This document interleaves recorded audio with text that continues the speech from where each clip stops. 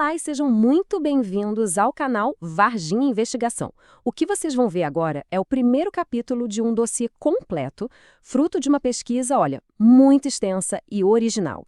Nós cruzamos uma quantidade enorme de dados, com a ajuda de inteligência artificial, inclusive, e aplicamos com muito rigor várias áreas da ciência, como a psicologia forense e, claro, todas as fontes que a gente usou vão estar na descrição ou no comentário fixo para quem quiser conferir. Agora, um aviso importante. Essa não é uma série para agradar o time A ou o time B. O nosso compromisso é com a verdade, investigando a fundo mesmo. Às vezes a gente vai agradar um lado, às vezes o outro. A investigação pode começar indo para uma direção e, conforme as evidências se acumulam, ela pode tomar um rumo totalmente diferente com uma conclusão inesperada. Como eu disse, este é só o começo. O caso Varginha é imenso e a continuação dessa série depende muito da interação de vocês. Então se inscreve no canal, ativa o sininho, compartilha e deixa um comentário, pode ser até um emoji. Eu garanto que nós descobrimos coisas que você não vai encontrar por aí, nem em livros, nem podcasts. Sabe, os dados estão aí, mas muitos pesquisadores, já acostumados a pensar de um certo jeito, simplesmente não aceitam o que não cabe no seu quadradinho mental. E com isso, acabam perdendo muita coisa do caso Varginha, ou pior, até acrescentam coisas sem base nenhuma só para florear a história. Aqui, a gente vai se ater aos fatos. Então vamos começar. Vamos voltar para o dia 20 de janeiro de 1996. Um sábado, 13h30 da tarde, horário de verão em Varginha, Minas Gerais. E as testemunhas. Eram 3 moças. A Kátia, com 22 anos, já mãe de 3 filhos, a Valquíria, de 14, e a Liliane, de 16. Eram de origem humilde, estavam voltando de um trabalho doméstico, sem nenhum conhecimento ou interesse prévio em ufologia, nada disso. E no caminho de volta, elas decidem pegar um atalho por um terreno baldio. O que as levou a fazer isso? Um homem as avisou que havia uns caras fumando maconha no caminho que elas iam tomar, e que eles poderiam querer agarrá-las. E esse terreno não era um lugar qualquer, né? Corriam boatos de que o antigo dono tinha um pacto com o diabo e que um bruxo teria feito surgir ali criaturas com chifres e olhos vermelhos. E como elas estavam enquanto caminhavam no atalho? Sentiam medo? Não. Muito pelo contrário. Então a gente pegou a mesma rua e foi descer numa trilha.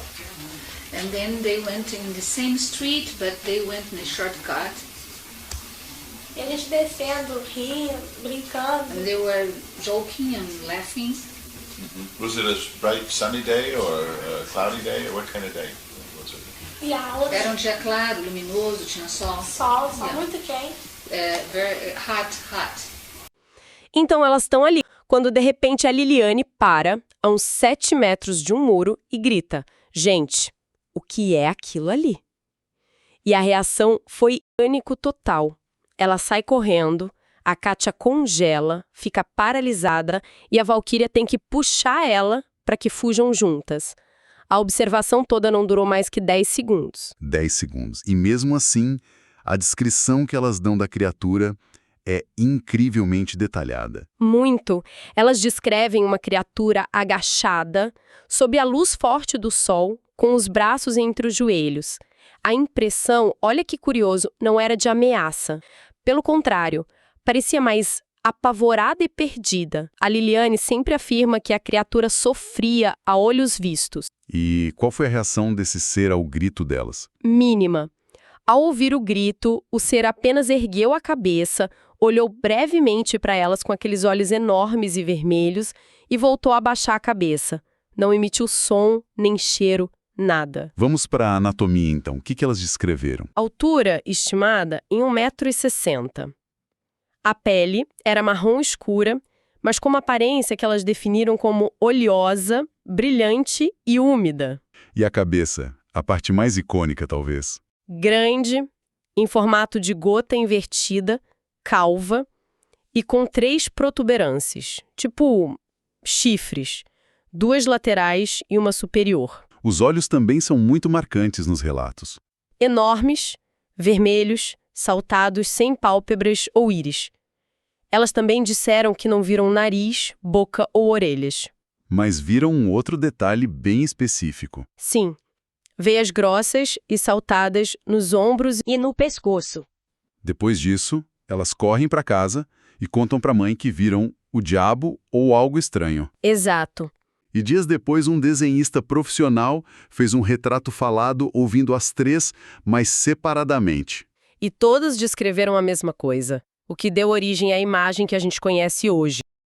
A primeira pergunta que qualquer investigador faria é: será que elas inventaram essa história? Vamos usar as ferramentas da psicologia forense, da investigação, para avaliar essa hipótese. É o primeiro passo. A prova testemunhal é complexa, a memória humana falha, mas a análise da credibilidade vai além de acreditar ou não. A gente observa fatores técnicos. Começando pela coerência e consistência dos relatos. Isso. Primeiro, a coerência interna. O relato de cada uma é lógico. Depois, a externa. Os relatos das três são compatíveis entre si, e as fontes mostram que sim. O retrato falado feito com depoimentos separados é uma prova forte disso. E a consistência ao longo do tempo. Elas mantêm a mesma história por todos esses anos. Sim, por mais de 30 anos. É um ponto fortíssimo. As pequenas alterações que surgem no relato da Kátia aparecem só depois de 20 anos. Manter uma mentira coordenada com tantos detalhes por tanto tempo é psicologicamente muito, muito difícil. Certo. E a linguagem não verbal, o comportamento delas. O investigador observa se o que é dito combina com como é dito. A calma, a perturbação, os gestos, o tom de voz. E elas se emocionam até hoje ao falar do assunto. Sim, e a vizinha descreveu o pavor genuíno delas logo após o ocorrido. Uma reportagem de uma TV local, que foi ao ar em 1º de fevereiro, traz o depoimento de uma vizinha que viu o estado delas logo depois. Ela foi categórica. Parecia que elas iam morrer de pavor. Mentir de forma tão consistente e com uma carga emocional por décadas é psicologicamente improvável. O que nos leva à motivação. Por que mentir? Qual seria o motivo? No começo, elas só tiveram prejuízo social. Liliane se tornou pedagoga e a Valquíria, vendedora. As duas afirmam que gostariam de nunca ter passado por isso. A Kátia hoje cobra por palestras, mas isso só começou mais de 20 anos depois do fato. O que enfraquece, e muito, a ideia de um plano original para obter fama ou dinheiro, né? Então, a conclusão da análise sobre a ótica da investigação técnica É que a hipótese de uma mentira deliberada e coordenada entre as três se mostra bem frágil. As evidências comportamentais e a consistência dos relatos apontam para uma experiência que foi, de fato, vivida por elas. Certo. Se elas não mentiram, então, será que imaginaram? Poderia ter sido uma alucinação coletiva, um tipo de histeria em massa. A ciência explica esse fenômeno. Explica. Uma alucinação coletiva acontece quando estresse, fadiga e sugestão se combinam. Isso pode fazer um grupo de pessoas ver a mesma coisa, especialmente se já existe uma expectativa cultural para isso. E aqui temos uma peça-chave, o tal do roteiro cultural. Exatamente. O terreno era conhecido por lendas sobre o diabo e criaturas com chifres. As próprias meninas, ao chegarem em casa, disseram ter visto o diabo. A cultura local forneceu o roteiro perfeito para a mente interpretar um estímulo que talvez fosse ambíguo. E o grito da Liliane pode ter funcionado como um gatilho. O pânico se espalhou. E o cérebro das outras pode ter preenchido a visão com base na sugestão e no folclore do lugar. É uma hipótese muito forte. O contágio emocional é real, mas é aqui que essa hipótese encontra um problema sério. Um problema intransponível, eu diria. Que é a descrição física. Se fosse uma alucinação baseada no roteiro do diabo, a descrição seria de um demônio, e não é. Vamos comparar ponto a ponto. A atitude da criatura. Estava acuada, sofrendo. Um demônio seria agressivo, altivo. Não bate. A pele. Oleosa e úmida. Um demônio geralmente é descrito com pele seca, escamosa ou em chamas. Também não bate. Os pés. Apenas grandes. Não cascos de bode, que seria a imagem clássica. E o comportamento. Silêncio absoluto e passividade. Um demônio se comunicaria, ameaçaria. O que elas viram estava em agonia.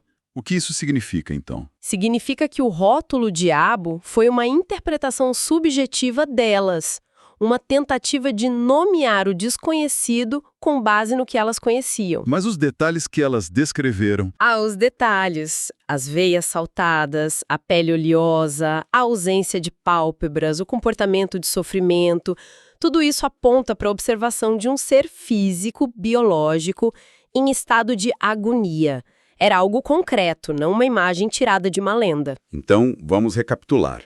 A análise forense indica que uma mentira condenada é improvável. E a hipótese de alucinação coletiva também se mostra insuficiente porque os detalhes físicos descritos não batem com o roteiro cultural que supostamente teria gerado essa alucinação. Se não foi uma invenção ou imaginação, se não foi algo puramente psíquico, uma eclosão do que estava na mente das moças, e sim a experiência com algo que seria captado por qualquer pessoa com olhos funcionais que estivesse lá. Resta a pergunta, né? O que era aquilo? É disso que vamos tratar no próximo episódio.